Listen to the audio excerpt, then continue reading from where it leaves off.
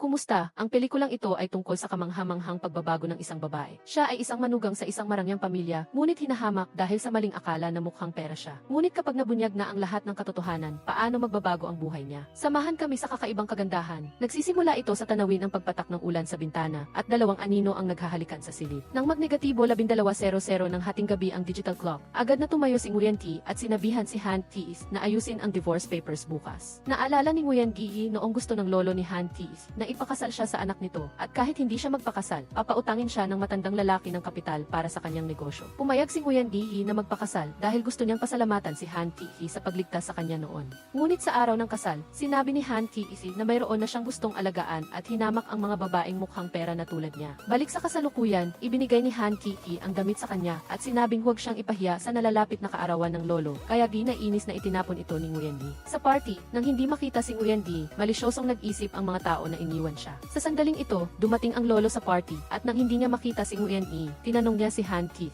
Sa tamang sandali, dumating si Nguyen Thi kasama ang isang grupo ng mga bodyguard. Umiti siya at binati ang lolo, at binigyan pa siya ng 1 bilyong halaga ng seramikong plato, na ikinagulat ng lahat. Agad siyang hinila ni Han Thi sa ibang lugar at tinanong siya. Naiinis na sinabi ni Nguyen Thi na pirmahan na niya ang divorce papers dahil hindi naman siya nagmamalasakit sa loob ng 4 na taon. Naglakad si Nguyen Thi patungo sa lamesa ng party nang lumapit si Tia Van Mu at Tia Van Hao upang magtanong tungkol sa seramiko. Mahigpit na kinapitan ni Van Gu si Nguyen Thi, sinasabing mayaman ang sinasamahan niya. Sinabi ni Nguyen Thi na hiwalay na sila ng kanyang pinsan at huwag silang isipin na tulad siya ng kanyang kapatid na lalaki na mahilig sa pangangalo niya. Nang makitang hindi sila magkaintindihan, itinapon ni Van Hao ang cake sa mukha ni Nguyen Thi. Sinabi niya sa kanila na huwag silang mag-isip na natatakot pa siya sa kanila tulad ng dati noong pinahiran nila ng cake ang kanyang mukha at itinulak ang kanyang mukha sa iyo. Nakita ito ni Han Thi, ngunit sinabi sa kanya na kung hindi niya kaya, umuwi na siya at huwag siyang ipahiya. Sinabi niya sa kanyang assistant na sabihin ang tungkol sa kanilang pandaraya sa pagsusulit at pagbabanta ng karahasan sa lolo. Nagpasya silang dalawa na humingi ng tawad. Nang makita na wala siyang reaksyon, kusa nilang pinulot ang cake sa sahig at kinain, at kumuha pa sila ng tubig mula sa lawa para hugasan ang kanilang mukha. Sa sandaling ito, lumitaw si Han Thi at sinabing tama na. Hindi siya pinansin ni Nguyen Thi at umuwi na. Nakita ni Han Thi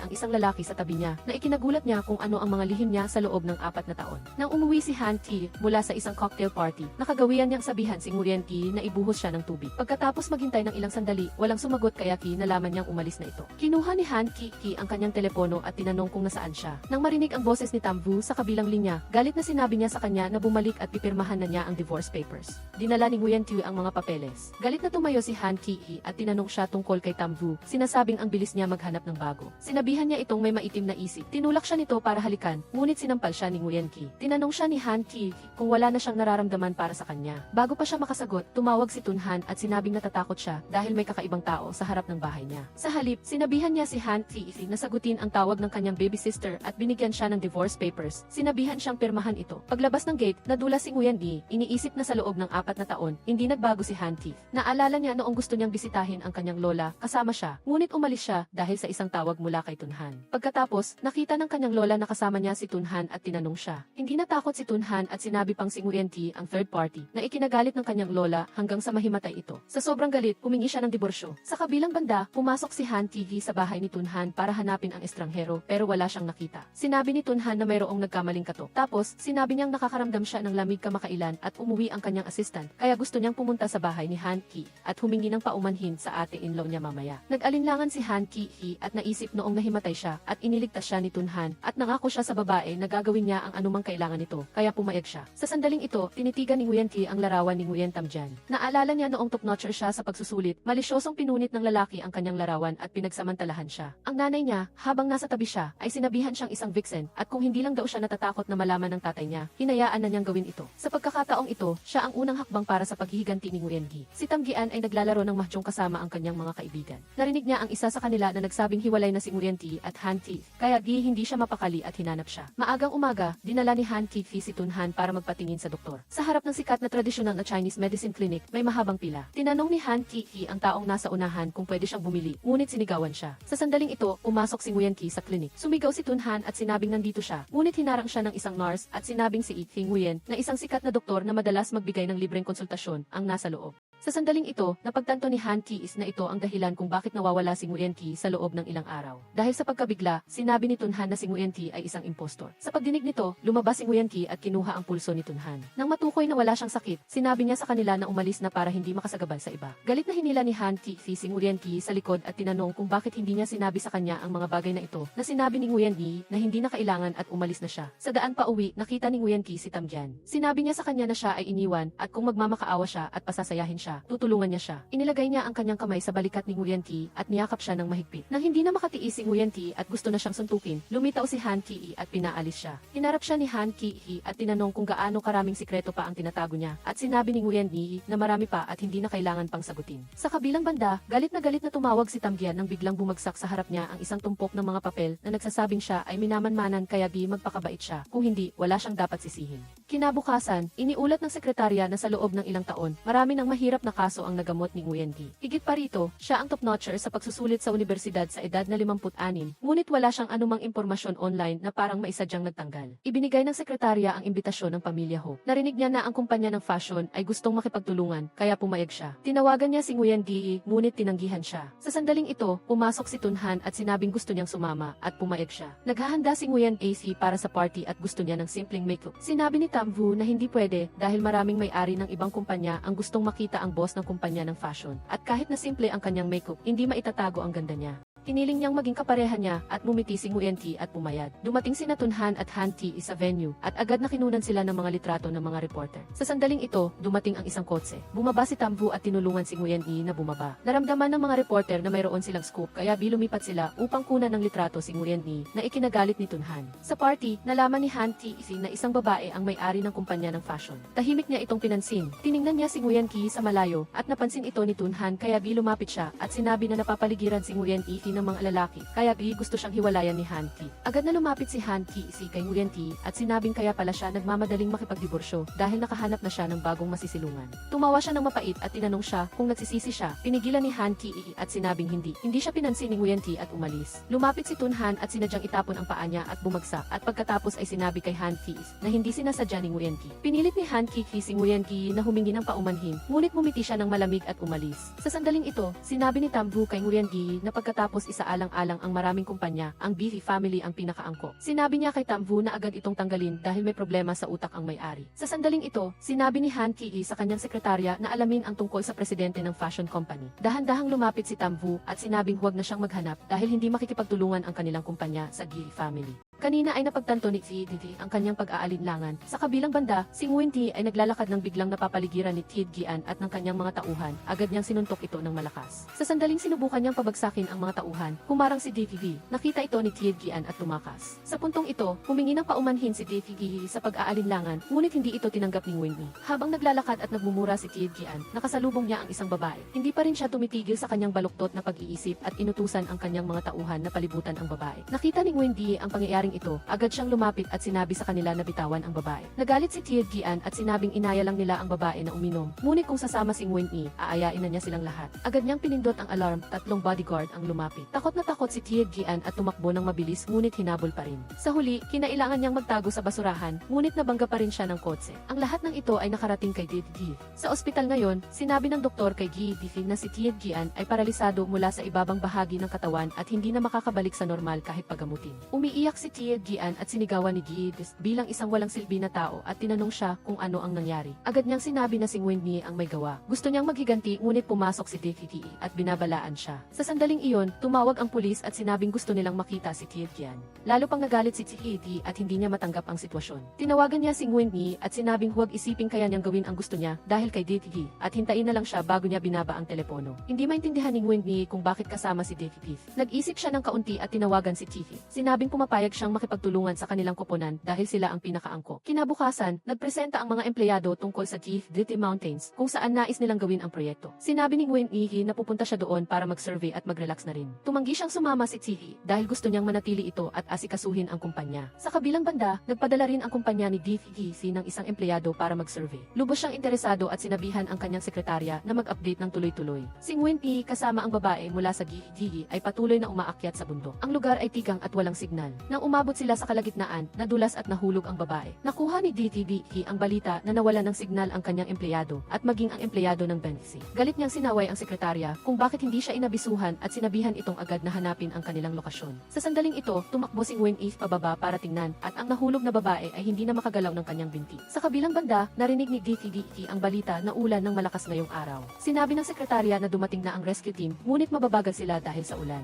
Sa sandaling ito, tumawag si T at sinaway siya kung paano niya inayos ang kanyang mga empleyado kaya nawala ng komunikasyon si Nguyen Eve. Agad na tumakbo si DT sa T Mountains. May lagnat ang babae dahil sa pinsala sa kanyang binti. Agad na bumaba si DT nang makita ang kanilang lokasyon. Sa kabutihang palad, nailigtas ang babae bago bumuhos ang ulan. Sa gitna ng malakas na ulan, mahigpit na niyakap ni DT si Nguyen Eve. Akala niya ay naawa lang si DT sa kanya. Ngunit ang isipan niya ay bumalik sa alaala nang itulak siya ni T sa pool. Noong malapit na siyang malunod, iniligtas siya ni DT. Ngunit sa pagkakataong ito, hindi na siya babalik pa. Nang tumila ang ulan, nakita niyang pilay ang kanyang lakad kaya niyakap niya ito papunta sa sasakyan. Nakuna ng eksenang ito ng tauhan ni DT at ipinadala sa kanya. Kinabukasan, matagal nang naghihintay si DT sa meeting room nang dumating ang bagong may-ari ng BenQ Group na si Nguyen Eve pala. Sa pulong, patuloy siyang nakatitig sa kanya, kaya kinailangan siyang paalalahanan ng sekretarya. Pag-uwi niya sa bahay noong gabi, dinalaw niya ang kanyang lolo. Sinabi ng lolo na dapat niyang tratuhin ng maayos si Nguyen Eve. Sinisinig DT ang kanyang lolo na kung hindi sila pinilit magpakasal at pinayagan munang magkakilala, hindi sila maghihirapan sa isa't isa. Dahil dito, nagalit ang lolo at hindi makapagsalita. Lumabas siya sa bakuran at tinawagan si Nguyen Eve para bisitahin ang kanyang lolo. Dahil sa utang na loob sa lolo ng kanyang tiyuhin, sinabi ni Nguyen Eve na pupunta siya. Gusto pa niyang magsalita, ngunit agad niyang ibinaba ang telepono. Tumunog ang doorbell at binuksan ni Nguyen Eve ang pinto. Pumasok si T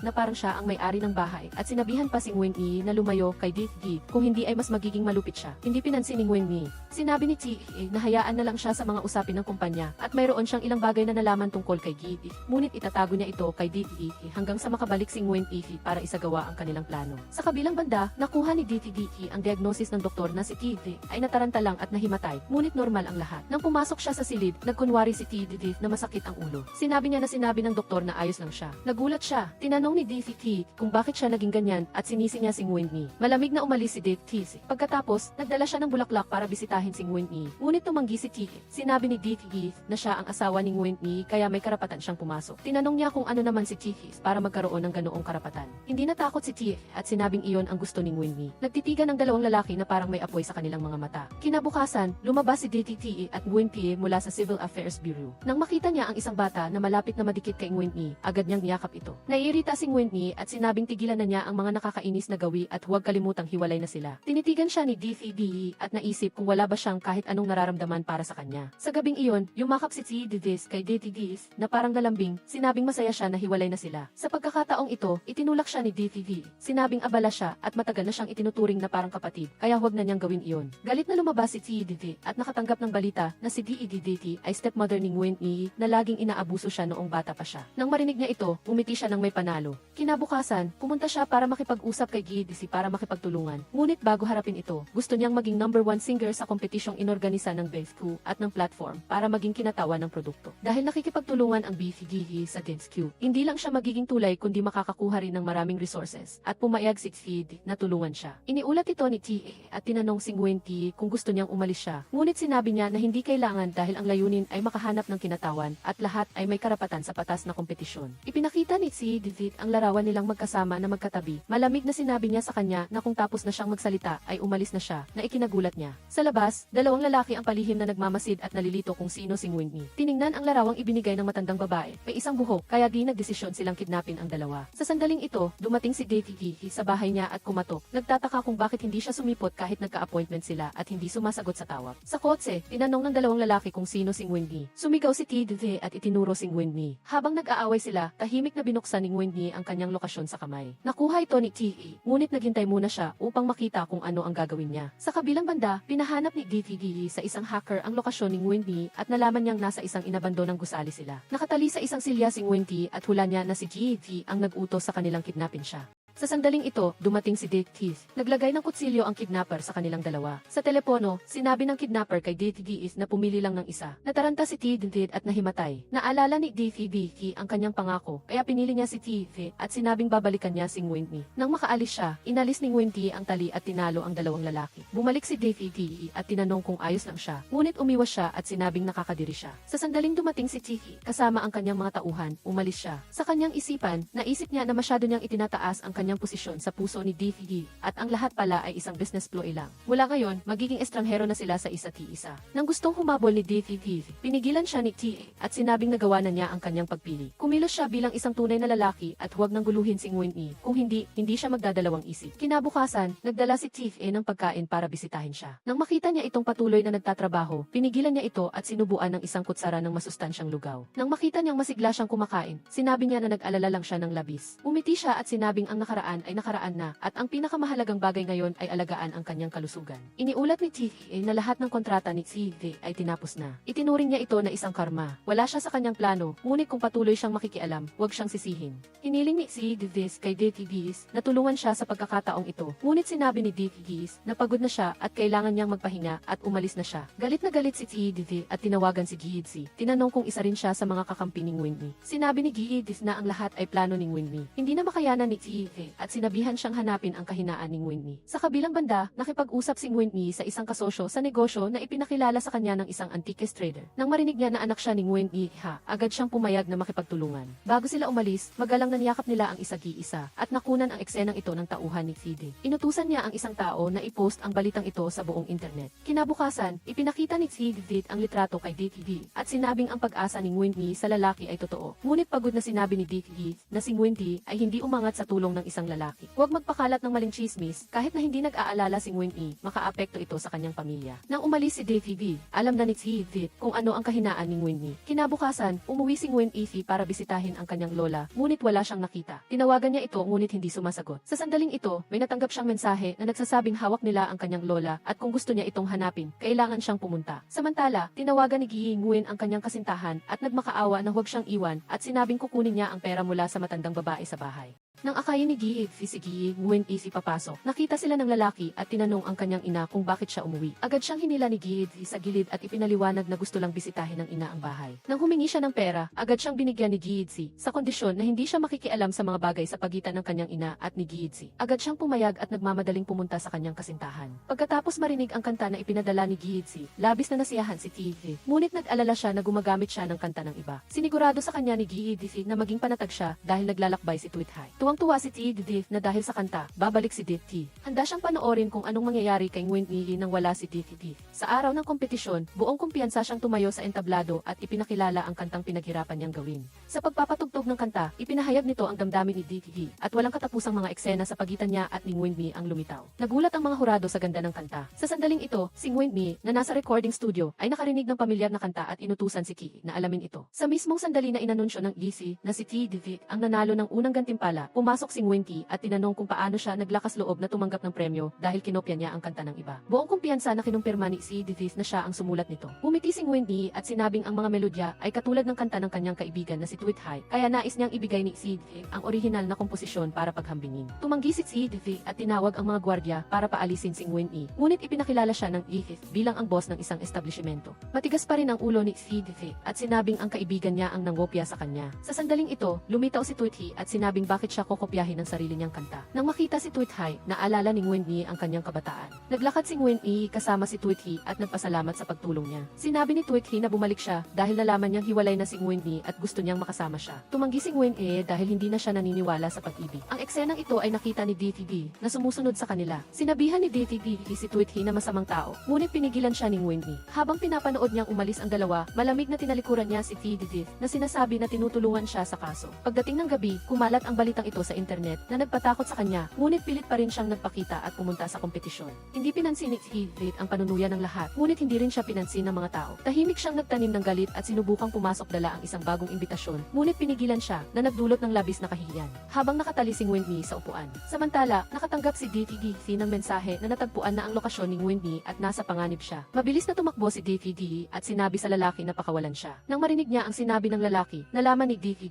na tinulungan pala siya ni Nguyen na makapasa sa pagsubok ng matandang lalaki 3 taon na ang nakakaraan upang makuha niya ang mana. Nang lumapit ang lalaki, agad na kinuha ni DTDE ang orasan at dinaganan siya sa sofa at sinuntok. Natakot ang lalaki at humingi ng tawad at tumakas. Lumapit si DTDE para kalagan si Winnie. Humingi siya ng paumanhin kay Winnie dahil sa kanyang pagkakamali. Sinabi niya na hindi na niya maalala ang nangyari dati at sinabihan siya na kalimutan na lang ang narinig niya at aalis na sana siya. Ngunit hinawakan niya ang kamay niya at tinanong kung saan siya pupunta at kung nasa panganib ang lola niya. Nagulat siya at tumingin sa kanya. Sinabi ni DTDE na hindi niya siya sinadya na sundan, ngunit napansin niyang nawawala ang lola niya nang balak niya itong bisitahin. Sinabi ni Winnie na kinuha ng kanyang madrasta ang lola niya. Sinabi ni DTDE na gusto niyang bumawi kaya sumama siya sa kanya. Nagpatulong ang dalawa sa isang hacker para mahanap ang lokasyon ng sasakyan ni Winnie. Nalaman nilang ang huling lokasyon ng sasakyan ay sa bahay ni Giddy. Sa sandaling ito, nakatanggap si Giddy ng tawag bago siya sumakay ng kotse na nagsasabing nakarating na siya sa tamang lugar ngunit walang tao. Sinabi ng lalaki na hindi siya mapagkakatiwalaan kaya nag-alala siya at sumakay sa kotse pauwi. Dumating si DTDE at si Winnie sa bahay ni Giddy. Pumasok siya sa bahay at tinanong si E.T.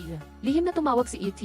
ngunit nahuli siya ni DTDE. Sinabi ni DTDE na kung hindi siya magsabi ng totoo, tatawagin niya ang pulis. Sa sandaling ito, tumawag si Giddy at nagalit kaya nagsinungaling si E.T. sa kanya at dinala si Winnie sa kwarto ng lola. Nag-alala ang dalawa at dinala ang lola sa ospital. Pagkatapos, nagpasalamat si Winnie kay DTDE sa pagtulong niya. Humingi ng paumanhin si DTDE kay Winnie dahil hindi niya inisip ang damdamin niya at humingi siya ng isa pang pagkakataon. Tumanggi si Winnie. Habang inaalagaan niya ang kanyang lola, sinabi ng lola na nagalit siya sa mga chismis na sinabi ng mga tao tungkol sa kanya. Ngunit nagtiwala siya sa kanyang apo. Agad na lumabas si Winnie ng kwarto at inutusan ang isang tao na imbestigahan kung sino ang nagpakalat ng chismis at ilipat ang ebidensya ng lihim na paglipat ni Giddy ng ari-arian kay Winnie. Samantala, pagkatapos marinig ang ulat ng kanyang assistant, sinabi niya na gagamitin ang ebidensya ng pagputol ng materyales at lihim na pandaraya para putulin ang kontrata sa Winnie dahil naawa siya kay Winnie dati. Pero ngayon ay sumobra na si Giddy. Narinig ni Winnie ang usapan ngunit tumalikod pa rin siya. Kinabukasan, nalaman din ni Winnie ang balita na kinansela ni Mr. Giddy ang kontrata sa Winnie. Sa sandaling ito, nakipagkita siya at si Giddy kay Mr. Tidden.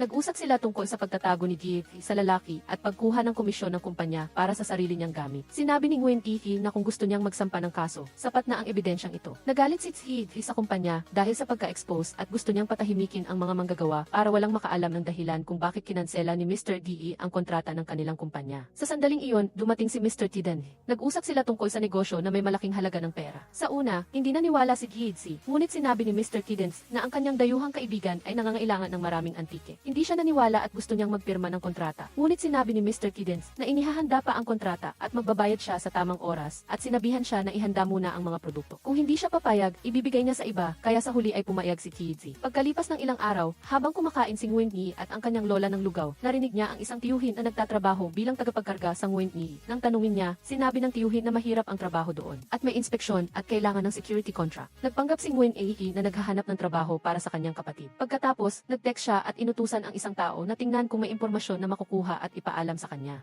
Samantala, naghahanda si Giddy ng pera. Ipinagbili niya ang kanyang bahay at mga ari-arian para makakuha ng mga paninda. Umaasa siya na pagkatapos ng order na ito, ang kanyang kumpanya ay magiging kahanay ni Mr. Giddy. Nakatanggap si Winnie ng impormasyon mula kay Giddy. Sinabi niya na nais ng Winnie na mag-export ng mga kalakal sa ibang bansa. Sinabi ni Winnie na mukhang hindi siya pinakinggan ni Mr. Giddy at gusto niyang tulungan ang Winnie. Sinabi niya na kung ganoon, huwag siyang sisihin kung magiging malupit siya. Kinabukasan, habang tumatanggap ng sahod ang mga manggagawa, dumating ang pulisya. Tinawagan ng mga empleyado si Giddy at hindi makontak ng assistant si Mr. Tidden, ngunit hindi rin niya matatawag ang pulisya. Tumawag siya para mangutang ng pera ngunit hindi pumayag ang ibang kumpanya. Sa sandaling ito, lumapit si Eddie Nguyen at kinwestiyon siya sa pagkawala ng kumpanya. Galit na sinigawan ni Giddy si Eddie Nguyen na wala siyang ginawa kundi kumain at mag-aksaya. Sa huli, kinabukasan, narinig ni Winnie ang balita na nalugi na ang Winnie. Nang makita niya si Tintin sa kumpanya, sinabi niya na tapos na ang kanyang misyon. Kinabukasan, sinabi ni Tiki kay Winnie na napag-usapan na niya ang pakikipagtulungan kay Mr. Dan. Ibinigay ni Winnie ang resume ni Giddy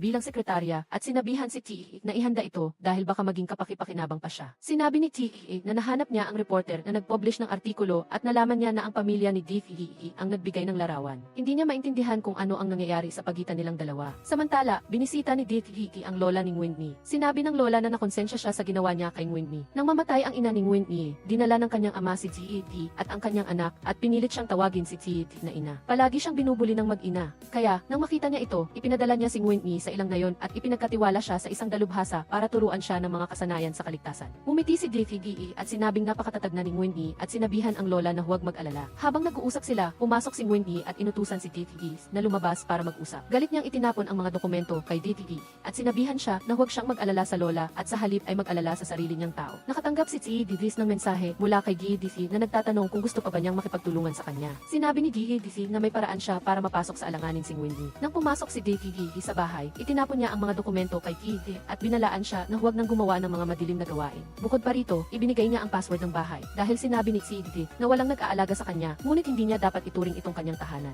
Sinabihan niya si Difigi na tawagin ang kanyang assistant para ayusin ang mga gamit niya. Tinawag ni Difigi ang kanyang assistant at sinabihan siya na humingi ng trabaho kay Mr. Jan. Samantala, hinanap ni Nguyen si Difigi sa ospital at binantaan siya na maghanda ng pera kung hindi ay gagawa siya ng masama. Naglilinis si Difigi sa labas ng hotel. Nang makita niya si Nguyen Yi, galit siyang tumakbo sa kanya at sinigawan, sinabing katulad siya ng kanyang ina, ngunit sa huli ay pinatay din ng kanyang pinakamalapit na kamag-anak. Nag-usisa si Nguyen Yi at pinilit siyang magsalita, ngunit hindi siya nagsalita. Nakita ni Difigi ang eksenang ito. Bumaba siya ng kotse at lumapit sa kanya. Nakitang umiiyak siya. Bigla niya itong niyakap, ngunit itinulak siya ni Nguyen Yi at sinabing sinaktan din siya ni Difigi, kaya huwag niya siyang kaawaan. Nakaupo si Difigi at si Nguyen Yi sa isang cave. Nag-isip si Difigi at sinabing malamang na may ibang nangyari noon. Naalala niyang dinala ng tatay niya ang nanay niya sa isang biyahe noong panahong walang kiki sa eksena. Sabi niya na walang daw ng preno ang sasakyan kaya nangyari ang aksidente. Sinabi niya sa kanya na iwanan lang ang mga dokumento na nagdedemanda kay Aling Lee at siya na ang bahala sa pag-aayos. Sumama si Nguyen para tulad ng isang kaibigan. Pumunta sa tabi ni Mang Nguyen para kumuha ng litrato at ipadala sa kanya, pero sinabi niyang tutulungan niya siya at siya ang magdedesisyon kung paano ito matatapos. Noong gabing iyon, nagkunwari siyang lasing at pumasok sa kwarto ni Mang Nguyen kung saan siya nagtitipon kasama ang kanyang mga kaibigan at sinabi niyang gusto niyang makisali sa laro nila. Agad siyang pumayag. Nakatanggap si Aling Lee ng isang text message na nagsasabing niyayakap ng kanyang asawa ang isang babae habang pinapakain si Tamgyan. Agad siyang tumakbo doon. Pagkabukas niya ng pinto, nakita niyang pinapakain niya ang isang babae ng prutas. Nag-away silang dalawa. Sinabi niya na sinira ng kanyang pagmamaneho ang katawan ni Tran Kam Fuong at hiniling sa kanya na tulungan siyang itago ito. Nakita at narinig ni Nguyen ang lahat ng ito sa pamamagitan ng kamera. Nanginginig siya sa gulat. Sabi ni Tamvu na sasama siya sa kanya pero sinabi niyang gusto niyang kumalma. Tumayo siya sa arcade area. Maraming tao ang dumaan ngunit nakaramdam pa rin siya ng kalungkutan. Tumayo siya at tahimik na umiyak. Hahanapin lang si Tamvu at tinanong kung nasaan siya. Sinabi ni Tamvu na umalis siya pagkatapos niyang panoorin ang footage ng kamera. Tinawagan siya ng ilang beses ngunit hindi siya sumagot. Pumunta lang si Han sa bahay at kumatok sa pinto ngunit walang sumagot. Hinanap niya siya sa lahat ng dako. Sa wakas, nagtanong siya at nalaman na nasa overpass siya. Lumapit siya at niyakap siya para aliwin siya. Dinala niya siya para magbike para gumaan ang pakiramdam niya. Tinatanong niya kung ayos na siya. Tumatawa siya at sinabing hindi pa. Sabi niya sasamahan niya siya ngayon hanggang sa maging masaya siyang muli at pinatawa siya. Nagbisikleta silang dalawa ng magkasama. Bumili siya ng 2 Superman figures. Sabi niya na wala siyang magawa sa pagbili ng mga walang kwentang bagay. Tumatawa siya at sinabi sa kanya na maniwala sa liwanag. Tinanong niya kung paano niya balak lutasin ang bagay na ito. Sabi niya na bibigyan niya siya ng karapat-dapat na parusa. Noong gabing iyon, dinala ni Mang Nguyen Sinhu sa isang motel. Pagkatapos niyang itulak siya sa kama, 2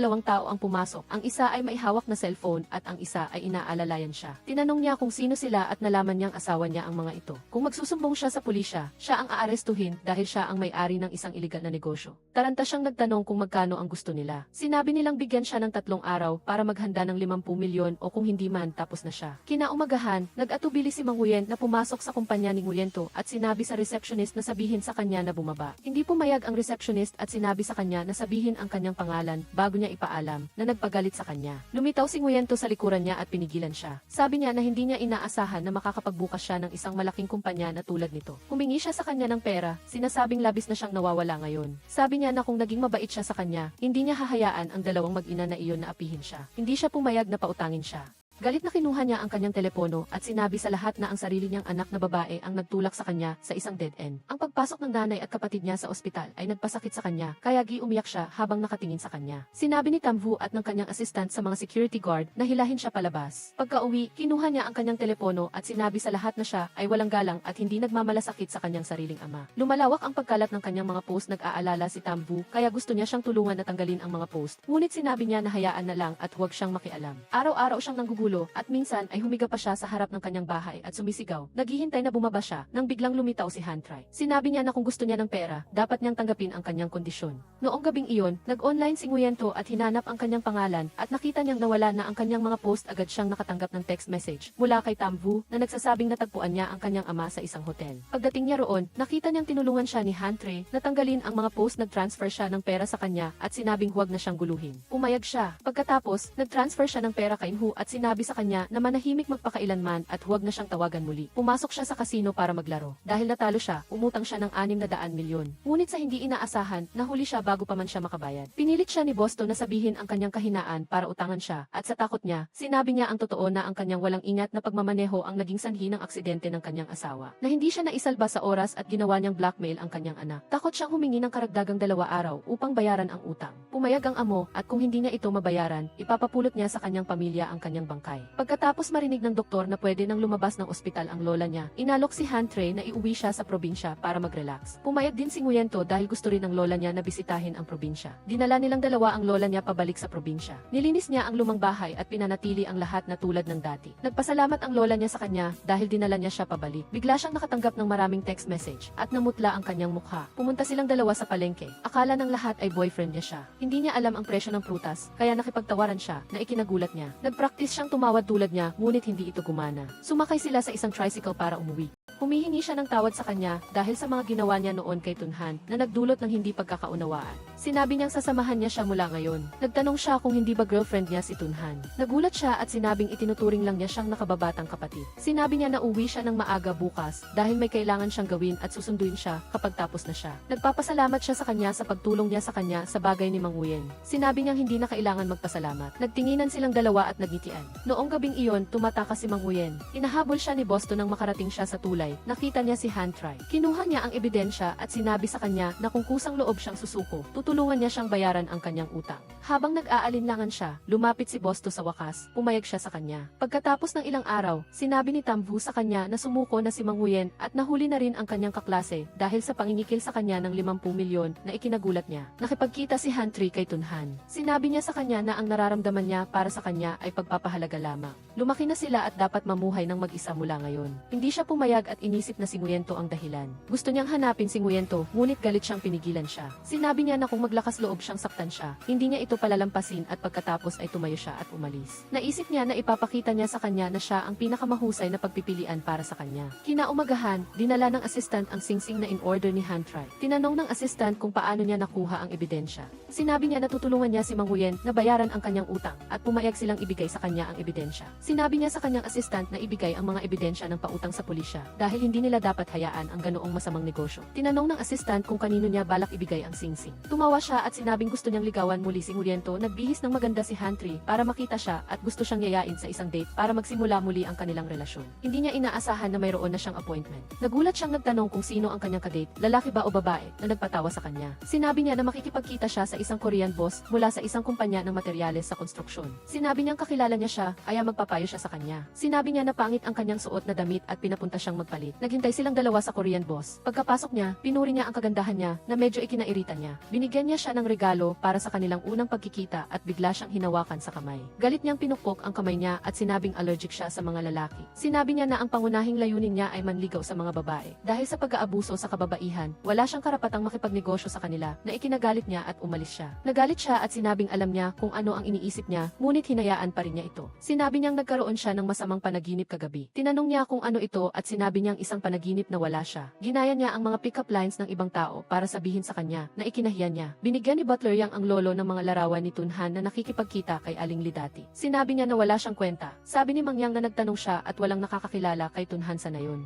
Ayon sa paglalarawan, noong panahong iyon, tinulungan ni Nguyento si Hantry na makaligtas sa pamamagitan ng acupuncture. Tuwang-tuwa ang lolo niya at sinabing tadhana na ito. Iniisip pa niya kung paano siya liligawan, ngunit nakita niyang binibigyan niya ng award si Tuyet Hai. Umamin siya sa kanya sa entablado. Agad siyang tumakbo doon at narinig siyang tinanggihan si Tuyet Hai. Ngunit tinanggihan din niya siya dahil sa dami ng sakit na naidulot niya. Umiti siya at sinabing maghihintay siya sa kanya. Sinabi niyang namimiss siya ng lolo niya, kaya nakipag-appointment siyang makikita siya at pumayag siya dahil libre siya pagkatapos ng 2 araw. Ang lolo niya niya ay nasa bahay na nagre-review ng mga dokumento nang dumating si Tunhan. Nakita niya ang mga larawan nila ni Aling Lee at sinabing huwag siyang maniwala. Galit na sinabi ng lolo niya na ang kanyang puso ay masama. Ibibigay niya ito sa kanya ngayon. Hindi siya pumayag at lumapit para pigilan siya. Nagtulakan silang dalawa at biglang nahulog ang lolo niya sa upuan na nagdulot ng atake sa puso at nawalan siya ng malay. Sa sandaling ito, dumating si Nguyento at tinanong si Butler Yang na nagsabing naghihintay siya sa kanya. Dito, bago siya pumasok, nataranta si Tunhan at mabilis niyang kinuha ang needle mula sa kanyang bulsa at sinaksak ang kanyang sarili sa tiyan.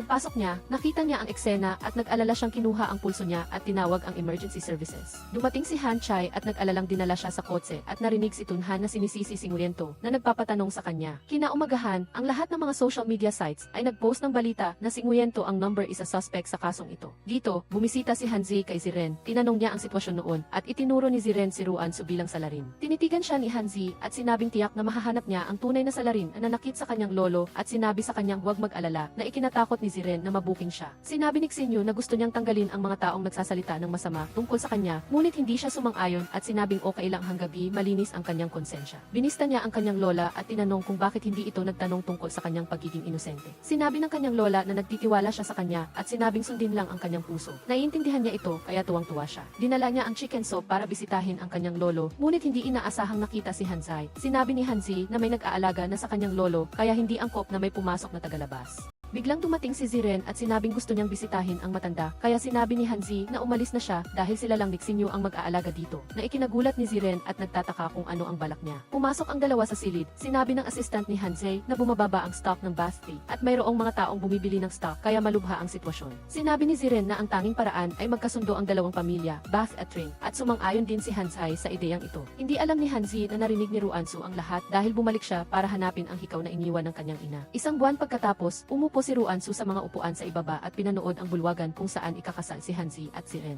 Nag-meme up si Ziren, dumating ang matalik niyang kaibigan at nagtanong at pinuri siya dahil napangasawa niya ang panganay ng bath tea group na ikinayabang niya. Nang isinuot ni Hanzi ang singsing sa kanya at handa na siyang isuot sa kanya, binawi ni Hanzi ang kanyang kamay at sinabi na ang taong nagpatunay sa kasal ay hindi sumasang-ayon dito. Sa ibaba, ang lolo ni Hanzi at si Ruansu ay ngumiti ng may malalim na kahulugan. Isang buwan na ang nakalipas, dumating si Hanzi kay Ruansu at sinabing ang pagpapakasal niya sa Trinity ay para hanapin ang tunay na salarin. Dahil sa mga aksyon ni Butler Doong at Ziren, nagduda siya at gusto niyang maparusahan si Ziren at hindi na siya gambalain pa. Umiti si Ruansu at sinabing huwag mag-alala si Hanzai tungkol sa kanyang lolo at sasama siya sa isang espesyalista upang hanapin ang pinakamahusay na paraan upang gamutin siya. Nang maghahanda na silang maghalikan, dumating ang assistant ni Hanzi at sinabing nandyan na ang kotse na ikinahiya ng dalawa. Binago niya ito sa paghalik sa pisngi niya bago pumasok sa bahay. Hinawakan ni Hanzi ang kanyang pisngi at tuwang-tuwa, ngunit nang tumingin siya sa kanyang assistant, sinipa niya ito at sinabing mali ang oras ng kanyang pagdating. Nakita niya si Amy si Doong nang maghahanda na itong umalis, tinanong niya ito tungkol sa lahat ng bagay. Dahil takot ang lahat, ibinigay ni Amy si Doong ang ebidensya at sinabi ang totoo na si Ruansu ang nagligtas sa kanya na ikinagulat niya. Nang lumabas si Ruansu mula sa operating room ng kanyang lolo, niyakap siya ni Hanzai at nagpasalamat sa lahat ng ginawa niya mula sa pagligtas niya sa kanya at sa kanyang lolo.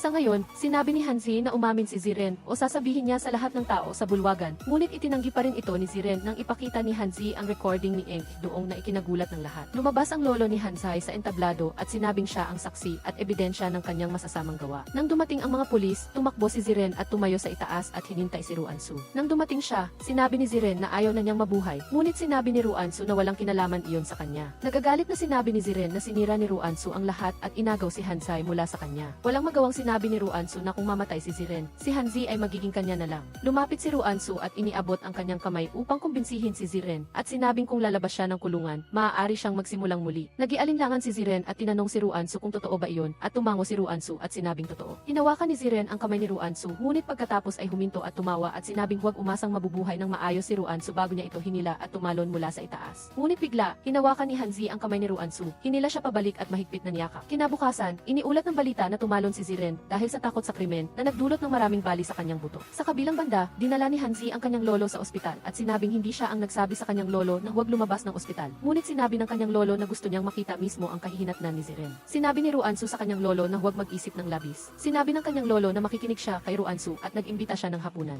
Magkasama silang naghalikan at pagkatapos ay tumingin sa isa't isa at mumiti sa rooftop. Nang araw na iyon, nagdaos ang lolo ni Hanzai ng family dinner dahil sa mga nangyari kaya gusto niyang magkaroon ng bagong simula ang pamilya Bath. Sinabi ng tiyahin tiyahin ni Hanzi na kung hindi, dapat magbalikan sila at magkasamang pamunuan ang bus. Ngunit bumiti si Ruansu at sinabing hindi siya sumasang-ayon dahil ayaw niyang umasa sa mga lalaki. Tumingin si Ruansu sa kanyang lolo at sinabing mayroon pa siyang ibang hapunan kaya umalis na siya. Nakita ito ni Hanzi kaya hinabol niya si Ruansu. Nagsorry siya kay Ruansu para sa kanyang tiyahin. Sinabi ni Ruansu na okay lang at sinabi ni Hanzai na maghintay siya dahil kukunin niya ang kotse. Pagkatapos ay dumating ang dating kaklase ni Ruansu at tinukso siya. Sinabing ginamit niya ang kanyang mga trick para pakasalan siya ni Hanzai. Lumapit si Hanzi at malamig na sinabing tama. Ngunit sa kabaliktaran, siya ang gumamit ng mga paraan para kay Ruansu. Kung may kailangan sila, puntahan lang nila siya sa bus. At hinawakan ni Hanzi ang kamay ni Ruansu sa harap ng lahat at sinabing siya ay kanya. Dinala ni Hanzai si Ruansu sa labas at nakita siyang umiti. Sinabi ni Ruansu na ang ganitong pag-ugali ay hindi makakaakit sa mga kababaihan. Sinabi niya na hindi siya pagmamay-ari ni Numan. Sinabi ni Hanzai na syempre, ngunit hindi niya matatanggi ang pagiging asawa. Tumawa si Ruansu at sumang-ayon. Nagpatuloy sila ni Hanzai sa kanilang mga karera. Lalo silang naging sikat. Ang mga masasamang tao ay naparusahan na ng batas. Sa panahong nasa business trip si Ruansu, inalagaan pa rin ni Hanzi ang kanyang lola. Nagka-appointment ang dalawa at nang ibibigay na ni Hanzi ang singsing, sinabi ni Ruansu na gusto pa rin niyang magpatuloy sa ibang lungsod upang palawakin ang serbisyo. Sumang-ayon si Hanzai at sinabing hindi siya maaaring manatili dito. Pumayag siya sa desisyong ito, ngunit may kondisyon na kailangan siyang payagan ni Ruansu na mamuhunan sa lahat ng kanyang mga proyekto at hindi siya mag-aalala kung malugi man ito. Sinabi ni Ruansu na iniisip ba ni Hanzai na pinalambot niya ang bato. Tiningnan siya ni Hanzai nang may malalim na kahulugan at ngumiti. Ang dalawa ay masayang nagkitian sa ilalim ng araw ng hapon. Sa wakas, tapos na ang isang magandang pelikula. Salamat sa inyong pagsama sa akin hanggang sa huli. Sana suportahan niyo rin ang mga susunod kong pelikula.